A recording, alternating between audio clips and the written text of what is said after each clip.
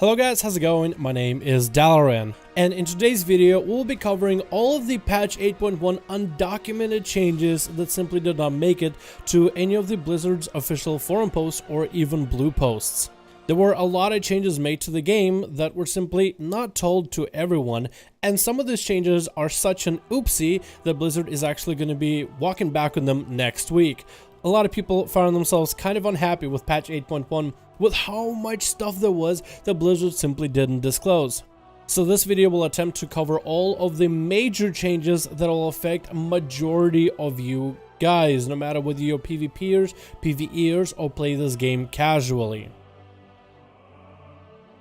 First one is the portal room in Mr. Pandaria Shrines. If you remember back in Mr. Pandaria, each faction had a shrine. One of the advantages of those shrines is the portal room.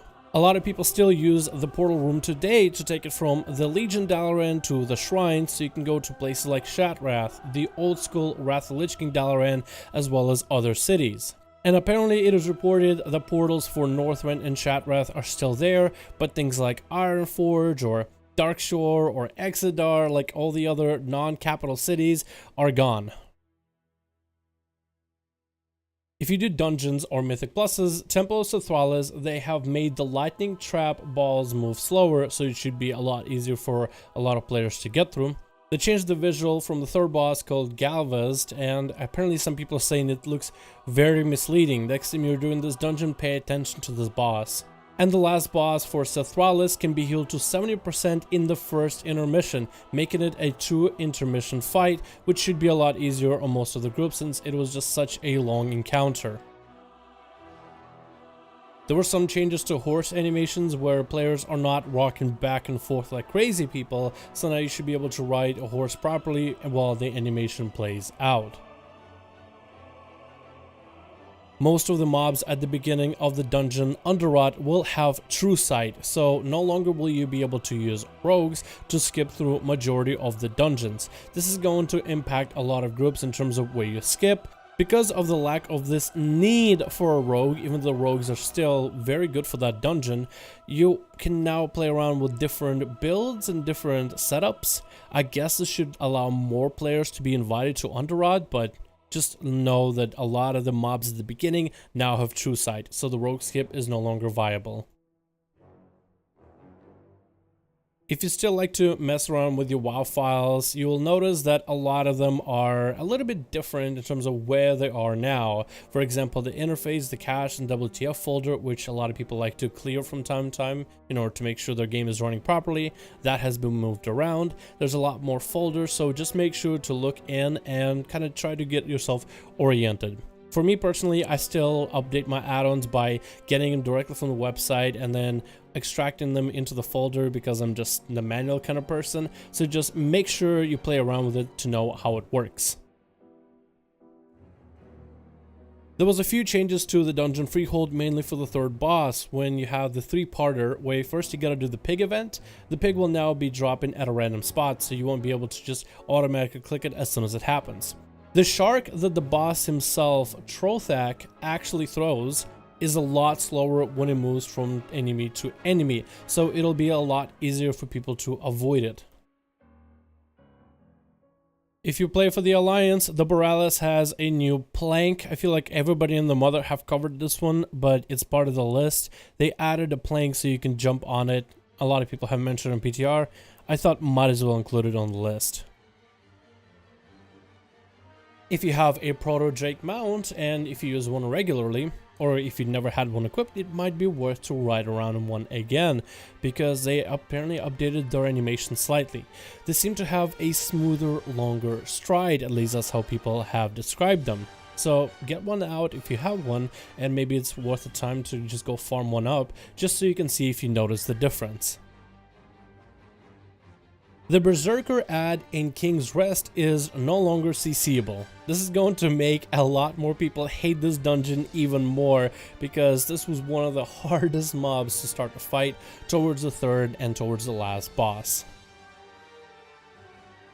Not sure if this one is worth mentioning. I'm pretty sure a lot of people have heard about this one before, but they now added an Auctioneer NPC next to the Scrapyard only for engineers.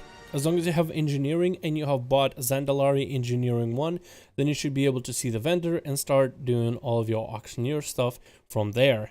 This might be friendly for a lot of you guys that don't really care about professions, but don't really want to go all the way to Orgrimmar just to do your auctioneer stuff. So it might be a lot closer with your alliance or horde. The shoulder armor for male Night Elves has been tweaked slightly, and it even misaligned for some players.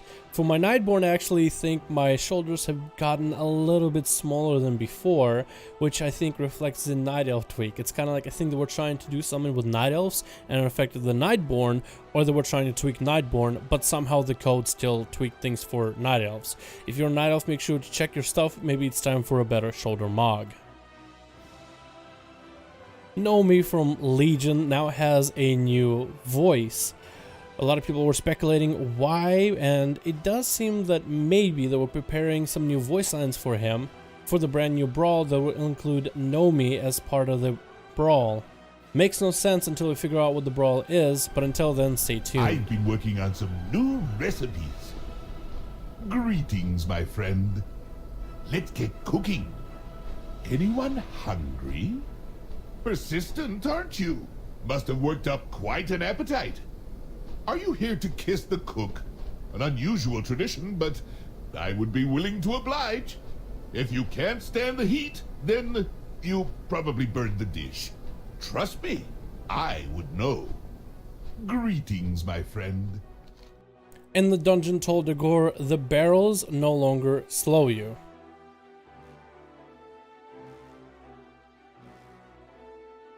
And apparently using the /whistle emote makes a different sound. I don't know if this is specific for any of the races or if it's different for any of the races, but try it out, see if you can notice a difference.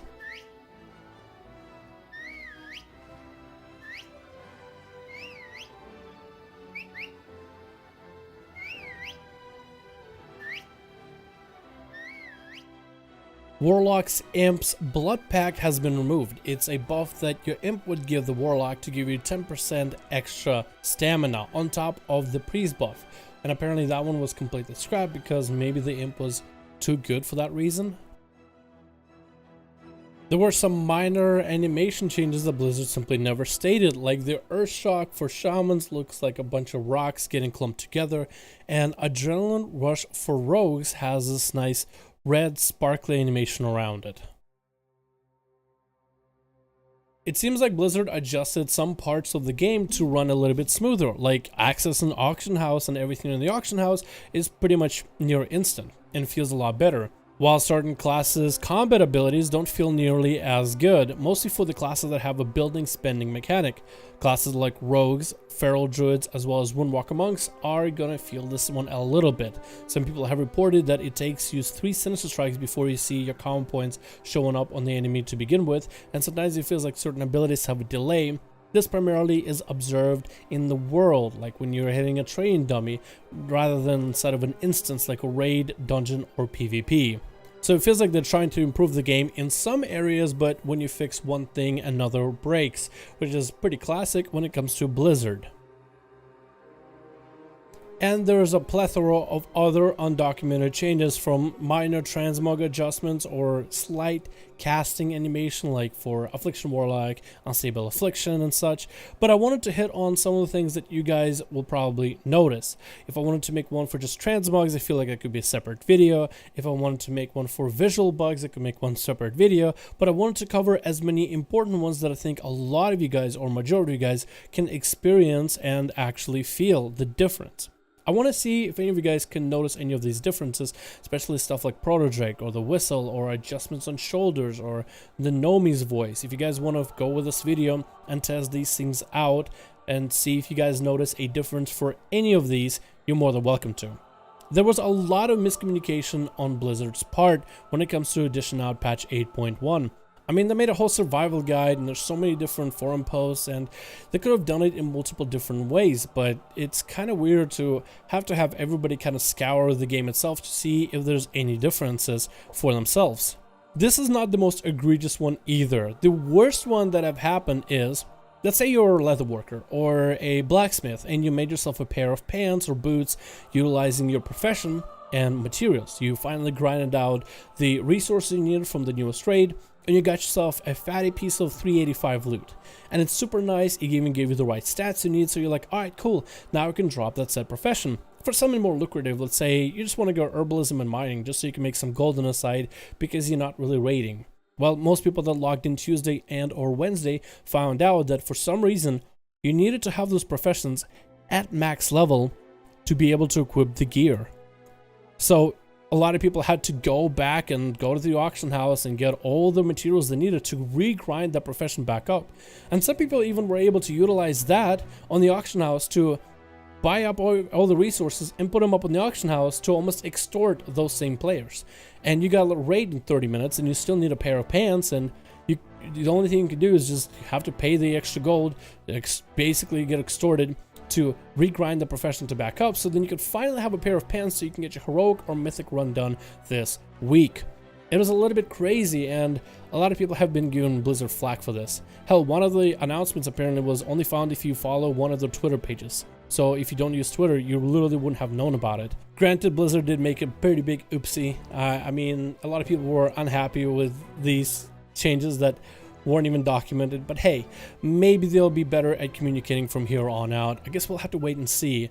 So far the patch has been pretty great, but there have been some weird changes that some people, or only a few people, have even noticed. Let me know if you guys noticed any of these changes covered in this video, or if there's any you didn't know about, but now with this video, you might even go and check them out.